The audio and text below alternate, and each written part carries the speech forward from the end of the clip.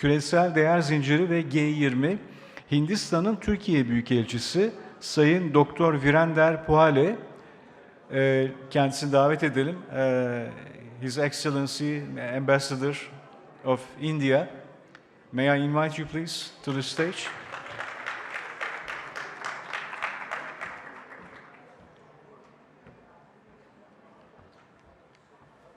Thank you for the welcome, Mr.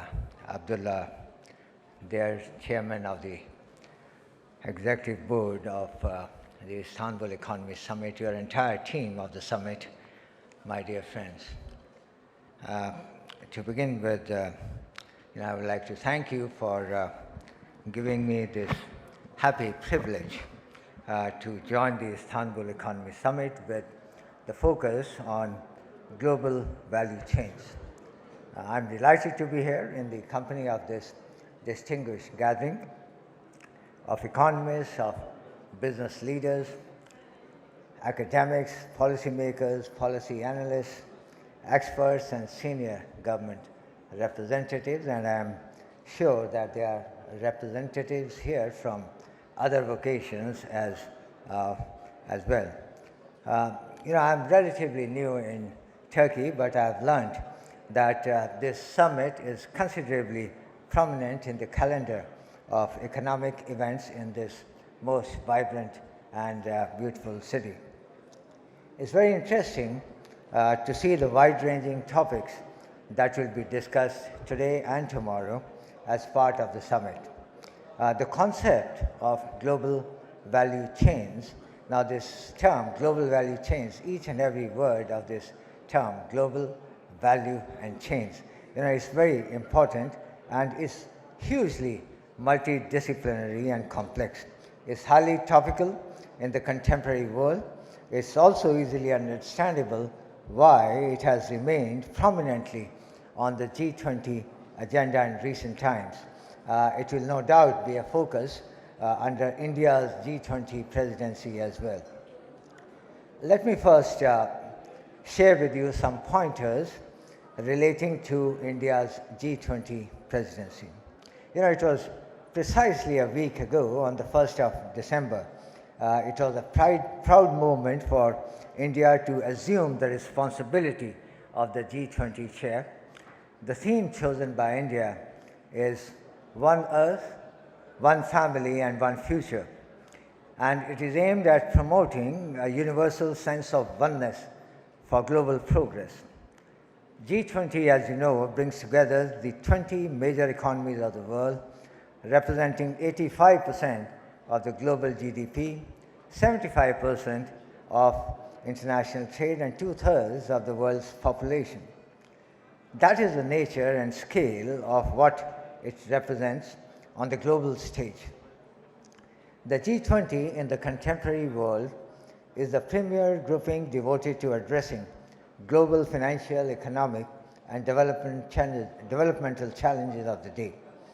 The G20 presidency comes to India at a very challenging time, when the world is grappling with the economic and social consequences of the global pandemic, a crisis that has aggravated the financial situation across the world, with the developing countries finding it much harder to recover. The pandemic has also greatly undermined action on sustainable development goals. There have been serious challenges in finding equitable solutions for global health issues. At the same time, prevailing geopolitical tensions have also acutely aggravated the challenges of availability and affordability of energy, food, and fertilizers, beside other things. Then there are other major global challenges and global issues: terrorism, climate change, and here I refer to climate action and climate justice, sustainable development, and global governance. As we consider the challenges of climate action, we will, during our G20 presidency, spotlight LIFE, L-I-F-E. This is an acronym for Lifestyle for Environment, with its associated environmentally sustainable and responsible choices at the level of individual lifestyles as well as national development.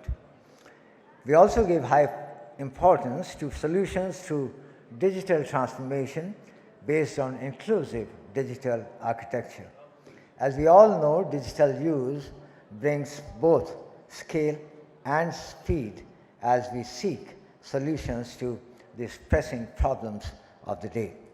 It's also a time when we need to become the voice of the global South that is otherwise underrepresented in such forums. Our G20 priorities will be shaped by the interests of the global South. Let me now briefly touch upon the more specific issue of global value chains. Over the last 2 decades, trade and production have become increasingly organized around global value chains, in short, GVCs.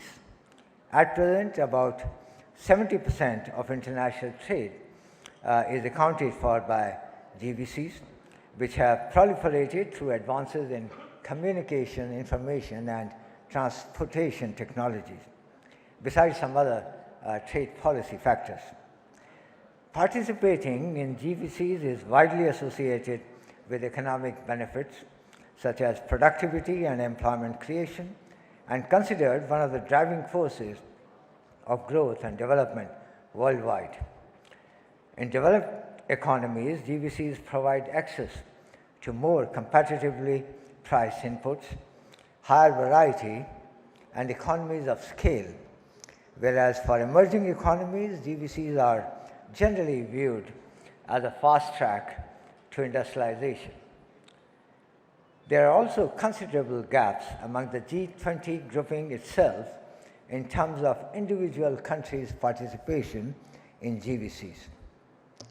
Our previous G20 presidencies have looked at several factors and issues such as digital trade, promoting resilience in GVCs for medical products, promoting inclusive agro-food GVCs, supporting SMEs for better distribution of gains from trade, and to develop initiatives to assist developing countries. Obviously, there are complexities involved, and there haven't been easy solutions. In more recent times, supply shocks resulting from the pandemic have further sharpened the focus on more inclusive and resilient GVCs. Let me mention some major questions that come up in this discourse, and these are: how can G20 countries enable resilience in GVCs and collectively deliberate on the mechanism of enhancing trade in terms of economic uncertainties? How can G20 countries enable greater participation of developing countries in GVCs? And how can G20 countries enable an ecosystem for cooperation for trade facilitation? Now, these are very obvious, very natural questions, and possible pathways and outcomes relevant to these questions deal with approaches to enable greater GVC participation of developing countries by facilitating coordination of multinational enterprises with firms in developing countries, and to cooperate in developing a common digital platform for trade facilitation, for ease of cross-border trade, as well as enhanced international regulatory cooperation for strengthening GVCs. In a nutshell, it will be a collective effort under Indian presidency of the G20 to shape a new paradigm of globalization, a paradigm of human-centric globalization. Now, let me bring my remarks to a close by summarizing the points that I seek to make at this summit. The G20 agenda is extensive. The issues on the agenda have far-reaching implications of global scale. We are dealing with this agenda in most challenging times, and the world is looking at the G20 with hope. In other words, the G20's hands are more than full. During India's G20 presidency, we will work for global consensus on all these issues. India's G20 presidency will be inclusive, ambitious, decisive, and action-oriented. So with these words, thank you once again for inviting me to this summit. You have my good wishes. Thank you.